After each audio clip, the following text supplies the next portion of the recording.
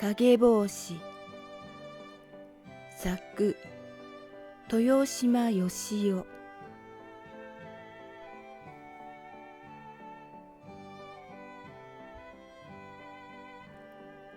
後ろに山を控え、前に広々とした平野を控えてる低いなだらかな丘の上に小さな村がありました。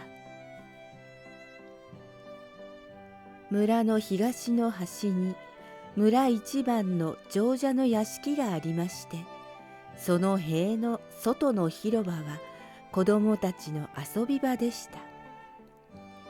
真っ白く塗った土塀、左手は穏やかな山裾でいろんな木や草が生えています。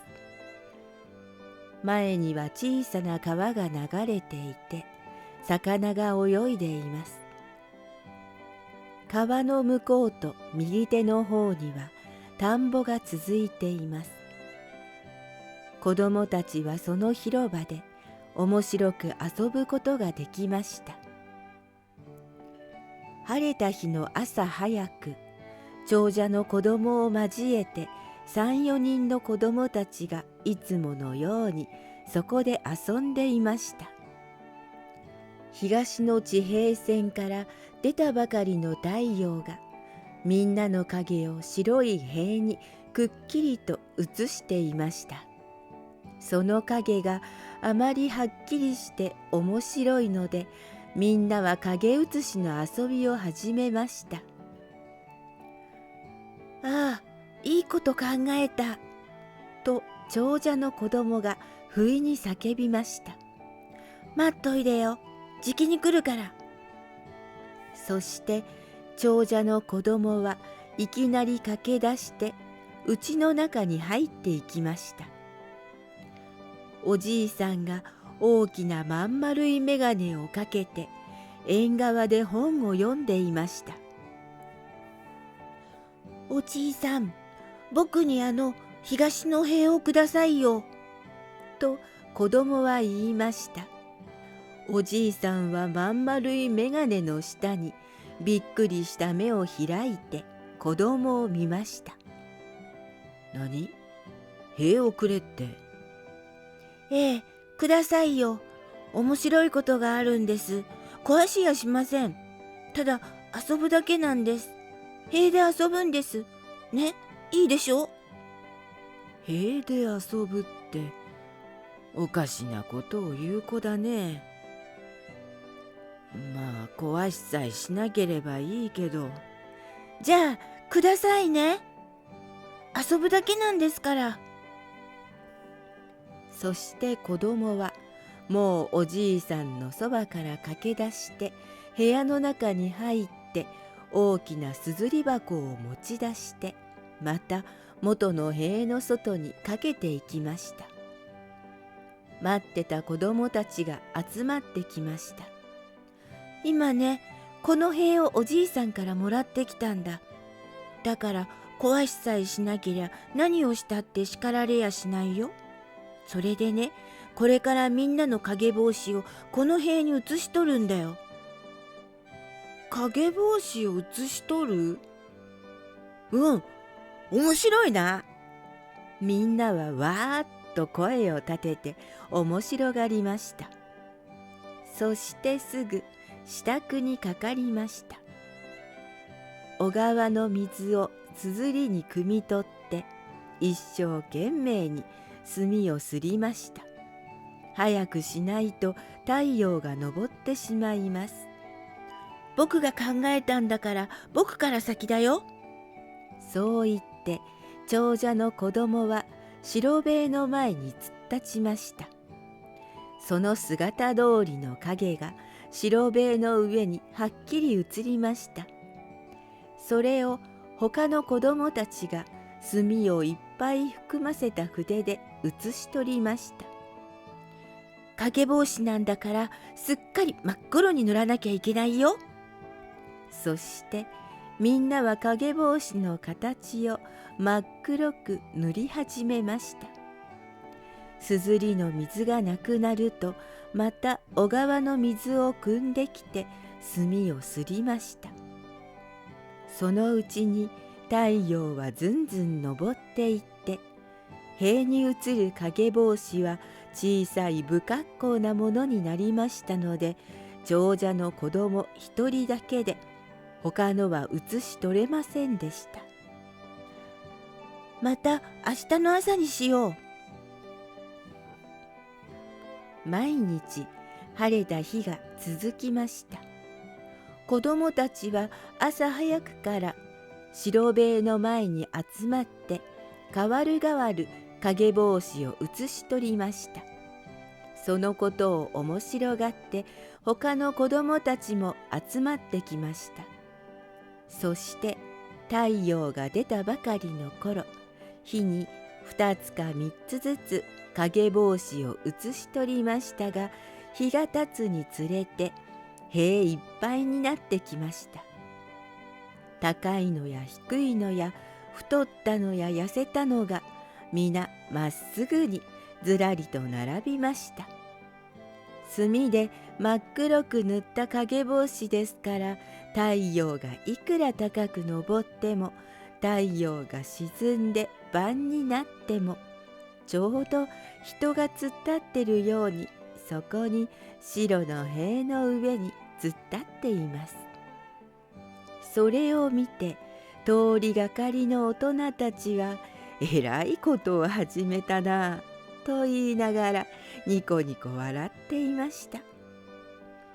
長者のおじいさんも出てきて、大きなまん丸い眼鏡の下に目をまん丸くして「ほうほう」と感心したように眺め入りました。これは僕んですよ。これが僕んです。子供たちはめいめいそう言って自分の影帽子の前に立ってみせました。さてみんなの影帽子が写し取られて塀いっぱいに並びますと、これからどうしようかと子供たちは考えました。写し取っただけでは一向つまりません。影帽子が塀から抜け出して踊ってくれるといいんだがな。そうみんなは考えました。そしていつも塀の前に集まっては何度も繰り返して考えました。しかしそんなことはできるわけはありません。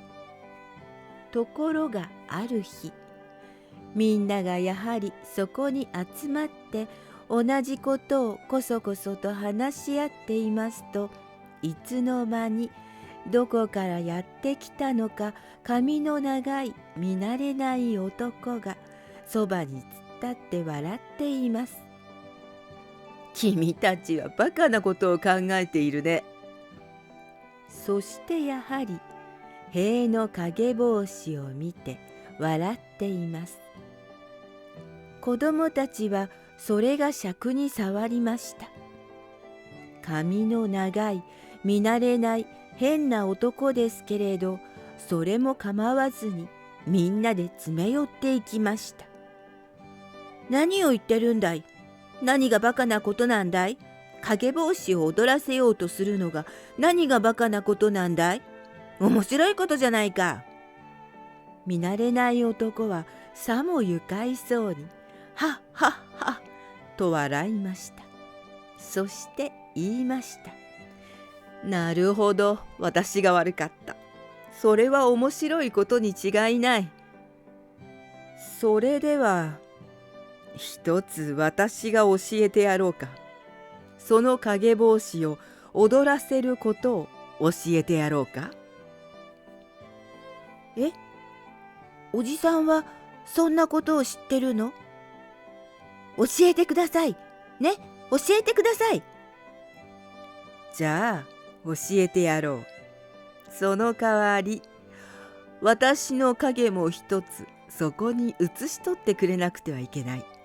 そして明日の朝早くここに来れば君たちの影帽子は踊れるようになってるだろう。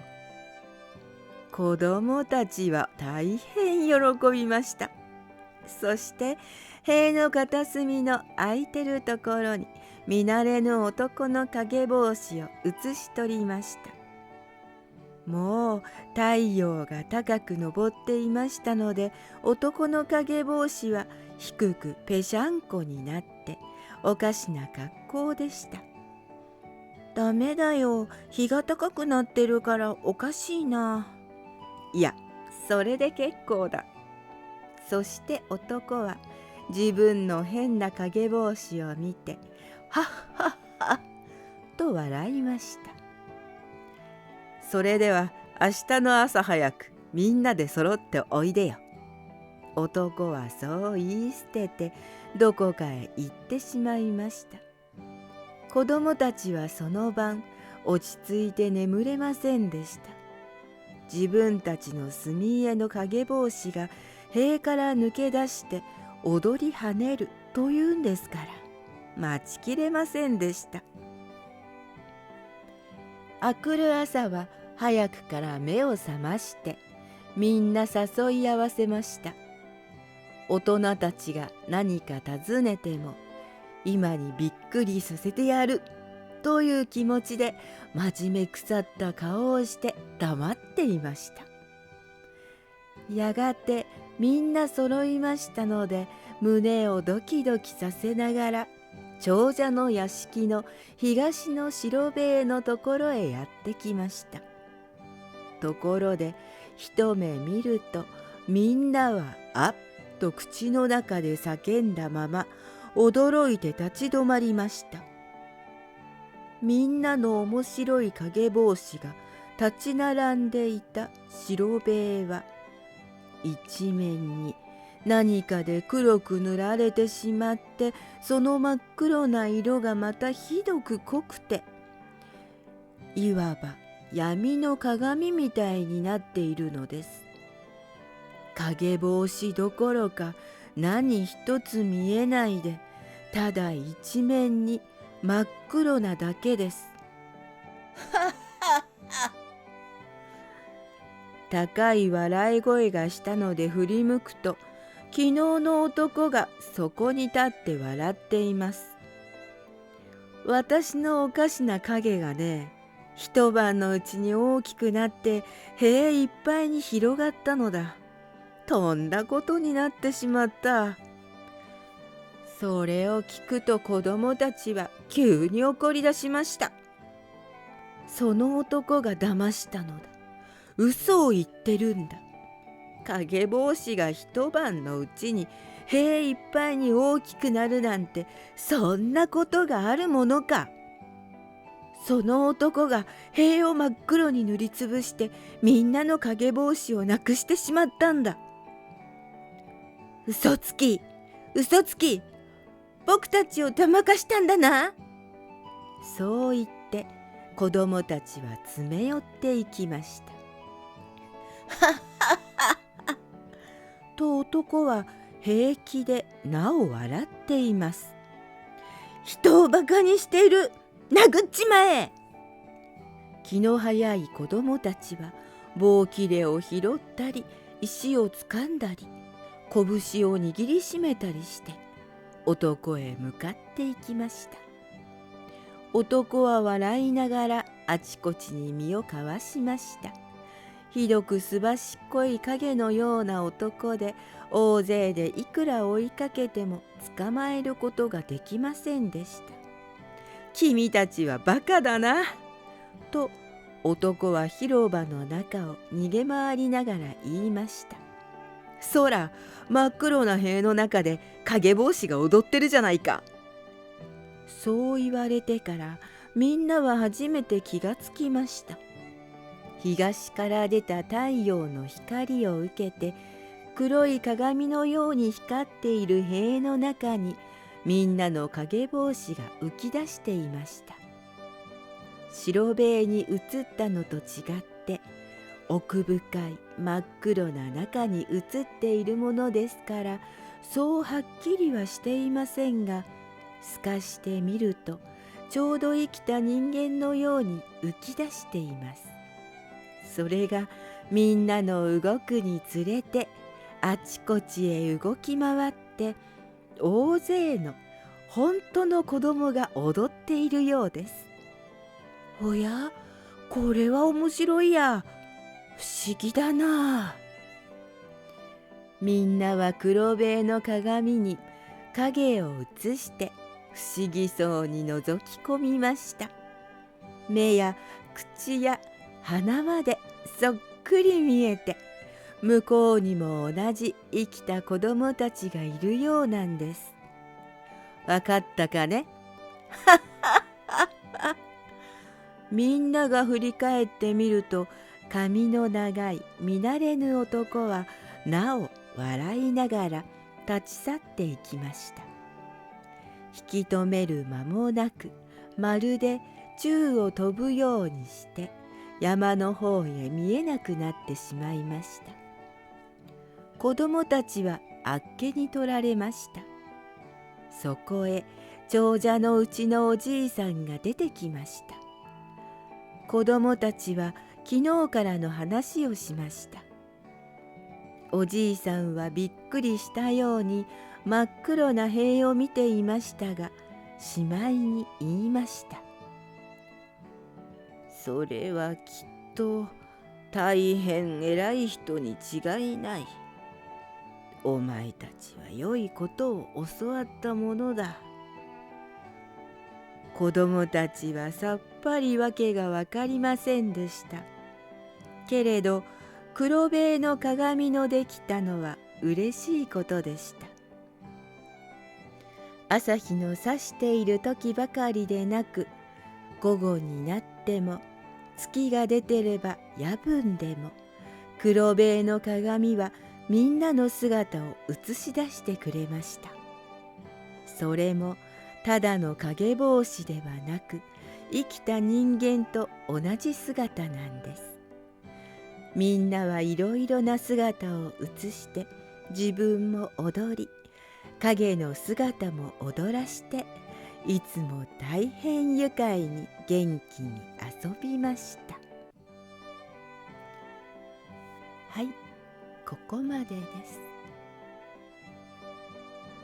もう眠れたかな？黒塀の中に動く子供たちの姿。みんなも夢の中で黒い塀に踊る子供たちの姿見れるかな？